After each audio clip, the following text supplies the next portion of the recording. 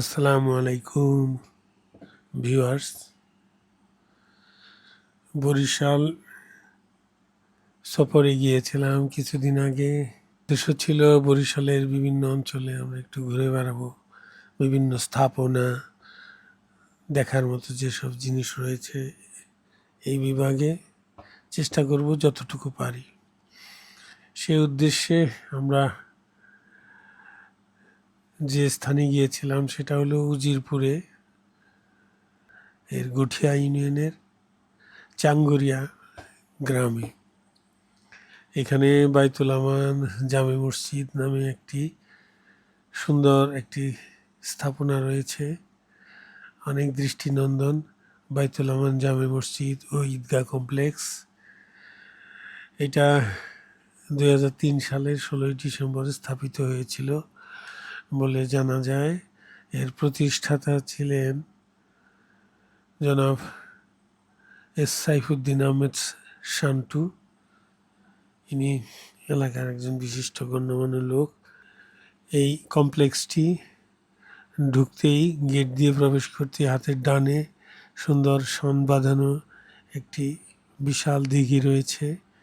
এখানে গোসল এবং অজুও করা সম্ভব এবং এখানে লোকজন বসেও বিশ্রাম নিতে পারে। সুন্দর একটি বিশাল বটবৃক্ষ রয়েছে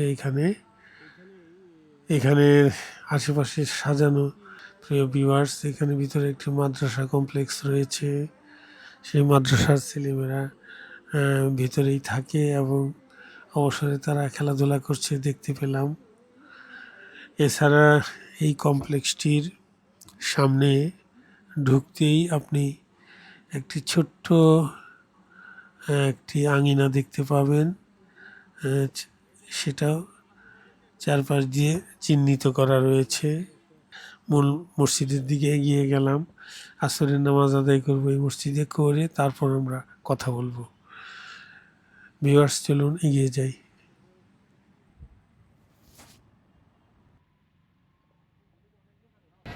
আসসালামু আলাইকুম। ওয়ালাইকুম সালাম রহমতুল্লাহি ওয়া বারাকাতুহু।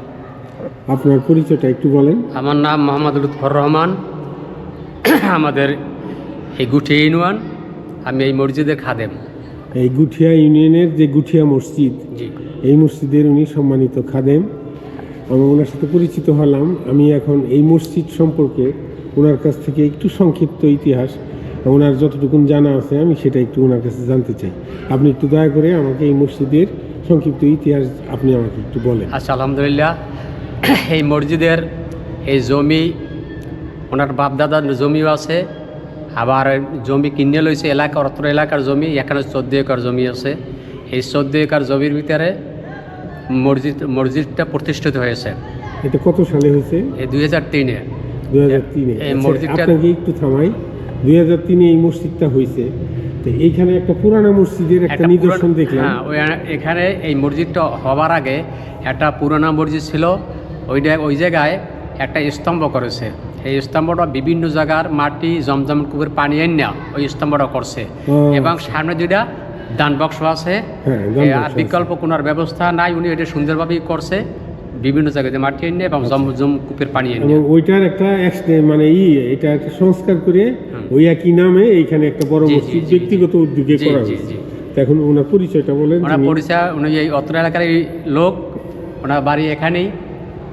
ওনার ওখানে ওই উত্তর পাশে একটা রেস্ট হাউস আছে। উনি ওই জায়গায় উনি থাকে এবং এখানে যত হিসাব নিকার কার্যক্রম হয় তার সব মানে হিসাব নিকার কার্যালয় সব ওই জায়গায়, এবং উনি ওই জায়গায় আসলে উনি থাকে। এই ওনার নাম কি? ওনার নাম এস সর্দার সরফুদ্দিন আহমেদ শান্টু। সর্দার সরফুদ্দিন আহমেদ শান্টু। ওনার ব্যক্তিগত উদ্যোগ। ওনার বয়স কেমন? ওনার বয়স হয়তো 80-85 হবে।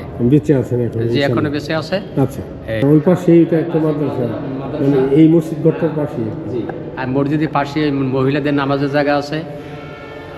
ওই জায়গায় পুরানো আছে, পার্কিং আছে, গাড়ি পার্কিং এরিয়া আছে। জি, গাড়ি পার্কিংয়ের সাথে টয়লেট বাথরুম আছে, মহিলাদের টয়লেট বাথরুম আছে। অর্থাৎ এখানে একটু রিফ্রেশ হওয়ার মতো পর্যাপ্ত ব্যবস্থা এখানে করা হয়েছে। সামনে একটা হেলিপোর্ট আছে।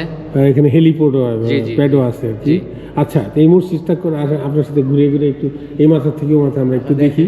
এই মসজিদটা করতে কেমন খরচ হয়েছিল, এখানে কি সুন্দর এই মসজিদের ভিতরে একটু বর্ণনা দিলে চমৎকার একটা ঝাড়বাতি দেখেন প্রিয় ভিউয়ার্স। এখানে সুন্দর করে ডিজাইনের ঝাড়বাতি, এরকম করে ঝাড়বাতি আছে, এখানে বাতি জ্বালানো হয়েছে সুন্দর। ওই পাশেও আছে এরকম করে কয়টা ঝাড়বাতি আছে? 9টা ঝাড়বাতি। 9টা ঝাড়বাতি আছে এখানে।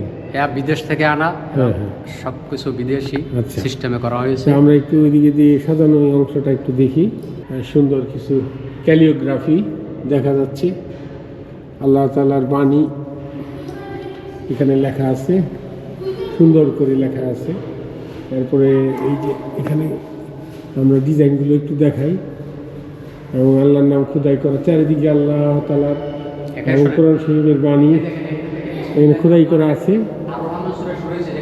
এইখান থেকে আর রহমান সূরা শুরু হয়েছে না? শুরু হয়েছে এবং এখান থেকে শেষ হয়েছে। কোন জায়গা থেকে শুরু? এখান, ও আচ্ছা, এই যে এখান থেকে শুরু না, বিসমিল্লাহির রহমানির রহিম। হ্যাঁ, এইখান থেকে আর রহমান সূরা শুরু হয়ে এটা চারিদিকে লিখতে লিখতে শেষ করে এইখানে এসে শেষ হয়েছে, তাই না? এটা এটা একটা দুর্লভ জিনিস। এই মসজিদের ইমাম সাহেব এই ক্যালিগ্রাফি সুন্দর। এইখান থেকে আর রহমান সূরাটা শুরু হয়ে এই যে দেখতে পাচ্ছেন এই বরাবর যে ওইখান দিয়ে চারপাশের দেয়ালে উপর দিয়ে এটাকে খোদাই করে লেখা হয়েছে, হয়ে এখান থেকে শেষ করে এখানে এসে এই জায়গায় এসে শেষ হয়েছে। এখানে রসুলের বাণী এরকম করে গোটা মসজিদ ভবনের ভিতরে চারিদিকে করা হয়েছে মিম্বর।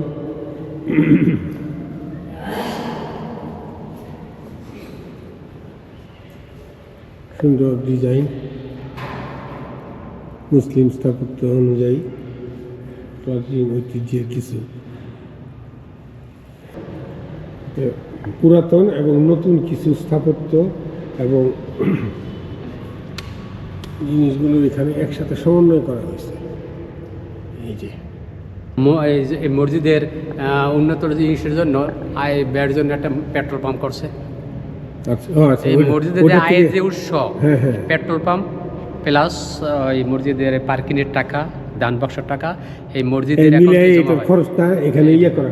এটা উনি এখনই বর্তমান উনি চালাইতেছে, উনি চালাই কেটা উনি মানে চালাইতেছে। একটা ব্যবস্থা করা হয়েছে ওনার অ্যাবসেন্সে, যেন মানে এটার খরচে কোনো বাধাগ্রস্ত না হয়। এটা একটা ভালো কাজ করছে নিশ্চয়ই। হাফেজ 2 জন আর খতিব আছে 1 জন।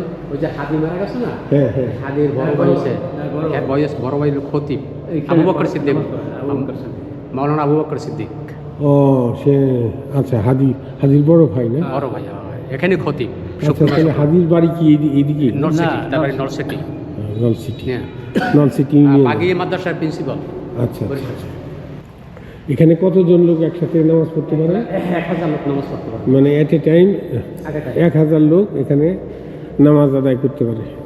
সামনে মসজিদের সামনে। তবে সামনে যে জায়গাগুলো আছে ওখানে ইচ্ছা করলে আরো বেশি লোক, যদি ঈদের নামাজ অথবা শুক্রবার নামাজে যদি আরো বেশি লোক আসে তো ওখানে ব্যবস্থা করতে পারবে।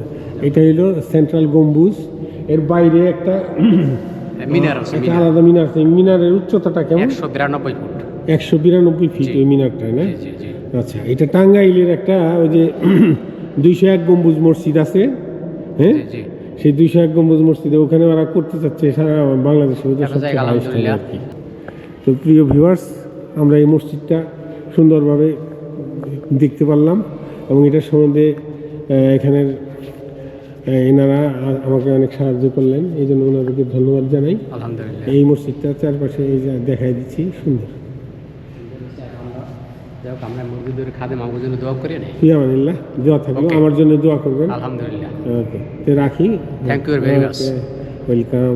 আসসালামু আলাইকুম। ওয়ালাইকুম সালাম ওয়া রাহমাতুল্লাহ।